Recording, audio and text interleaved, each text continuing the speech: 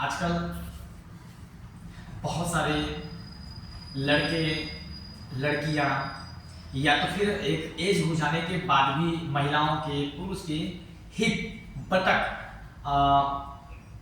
बहुत ज़्यादा हो जाने की वजह से समस्या से ग्रसित हो जाते हैं या फिर अपने ही शरीर को लेकर परेशान रहते हैं।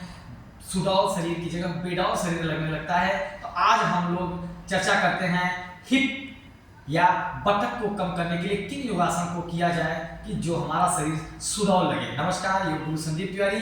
आज हम लोग हिप बटक को डिटॉक्स करके सुडौल बनने के लिए योगाभ्यास के बारे में जानते हैं। कौन कौन से वो योगासन हैं। सर्वप्रथम बहुत सारे योगासन होते हैं, ध्यान दें इस सब चीजों को।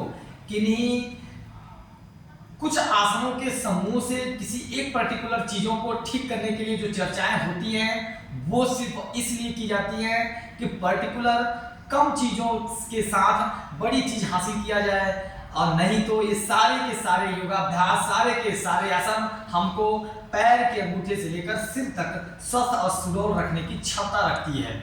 वो तो एक हम अपने आप को संतोष देने के लिए कि हाँ इतने कम ही आसन करने पड़ेंगे तो चलो कर लेते हैं, इसलिए इन सब चीजों का वेरिएशन बनाया जाता है। तो आज हम लोग इसको करने की कोशिश करते हैं कि कैसे अपने हिप को सुडौल रखा जा सकता है।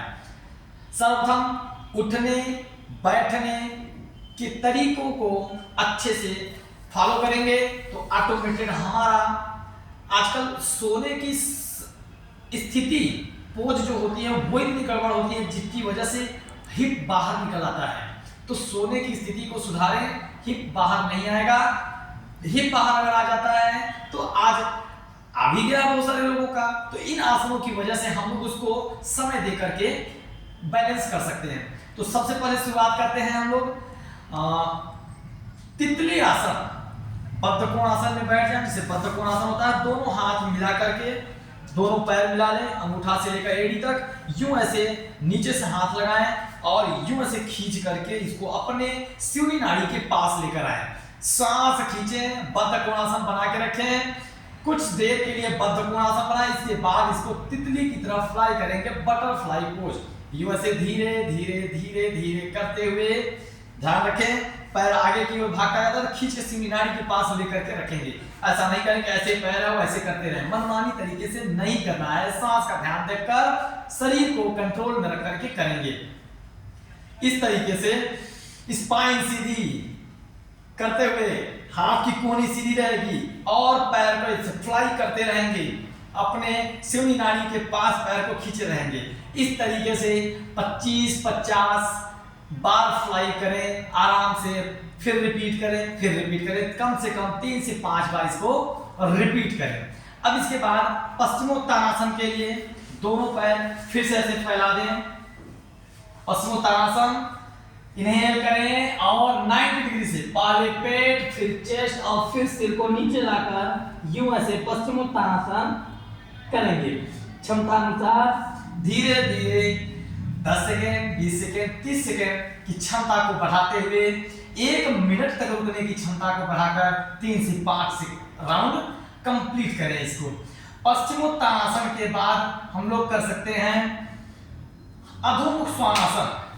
अधोमुख श्वानासन के लिए यूं ऐसे उठ जाएं और एड़ी से लेकर उंगली तक जमीन पर पैर पूरा रखें। हाथ मैट की चौड़ाई पर रखकर एड़ी जमीन पर रखकर ऊपर की ओर देखने की कोशिश करें। ऐसे कूल्हा पीछे की ओर फेंकें और ऊपर देखें। एकदम एड़ी से लेकर कूल्हे तक पूरा तना हुआ रहेगा, घुटना तनी भी नहीं मुड़ेगा। फिर वहीं पर रिलैक्स हो जाएं, हल्का सा घुटना बेंड करके फिर घुटना को ताने, कूल्हा को पीछे करें और ऊपर देखें, रिलैक्स। इस तरीके से 10 सेकेंड, 20 सेकेंड अपनी क्षमता को बढ़ाते हुए रुकेंगे और 3 से 5 राउंड इसको कंप्लीट करने की कोशिश करेंगे।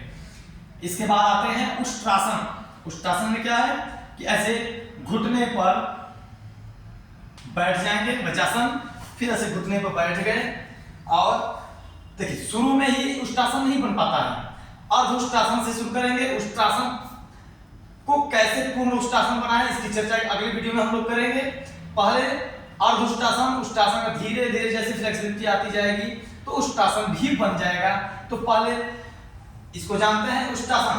ऐसे कमर पे हाथ रखें और श्वास खींचते हुए शरीर की चौड़ाई बराबर, घुटने में गैप रखेंगे, पीछे भी गैप रखेंगे। सांस लेते हुए धीरे धीरे यूं पीछे की ओर जाएंगे। क्षमता जैसे जैसे बढ़ते जाएगी पीछे की ओर जाएंगे और यूं ऐसे पैर पर हाथ रखकर पीछे पूरा पेट आगे की ओर खींचने की कोशिश करेंगे। क्षमता अनुसार रुकेंगे, एक हाथ कमर पर फिर दूसरा रखकर वापस आ जाएंगे। इसको भी 3 से 5 राउंड जरूर करेंगे। अब इसके बाद हम लोग चर्चा करते हैं अगले आसन की, जो खड़े होकर के किया जाएगा।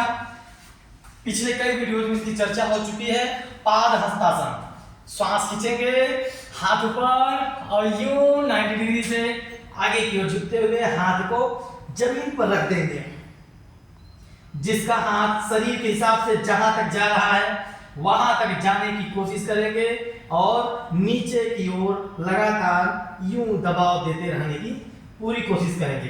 क्षमता अनुसार रुकेंगे, फिर धीरे धीरे सांस लेते हुए हल्का सा ऊपर आएंगे और ऊपर आने के बाद हल्का सा यूं पीछे जाने की कोशिश करेंगे बैलेंस के साथ क्षमता अनुसार। इसे भी रिपीट करेंगे कम से कम 5 बार। अब इसके बाद हम लोग करते हैं, क्या होता है उत्कट आसन, चेयर पोज भी बोलते हैं इसको इंग्लिश में। तो यूं ऐसे लगभग 2 फीट का गैप दे लेंगे पैरों में।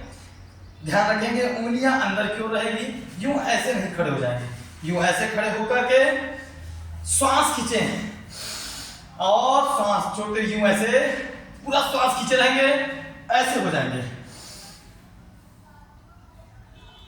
तरीका चेंज है इसको, ऐसे भी बहुत सारे लोग करते हैं तो ऐसे भी कर सकते हैं। ये मैटर नहीं रखता कि हम हाथ कहाँ रख रहे हैं। यूं ऐसे होल्ड रहेंगे, क्षमता अनुसार फिर धीरे धीरे रिलैक्स होंगे।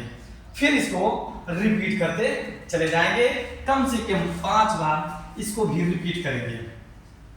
साथ ही साथ चलना, बैठना, उठना और लेटना, इन सारे पोस्चर पर हर समय सजग रहते हुए ध्यान देंगे तो हम इस पर जल्दी कंट्रोल कर पाते हैं।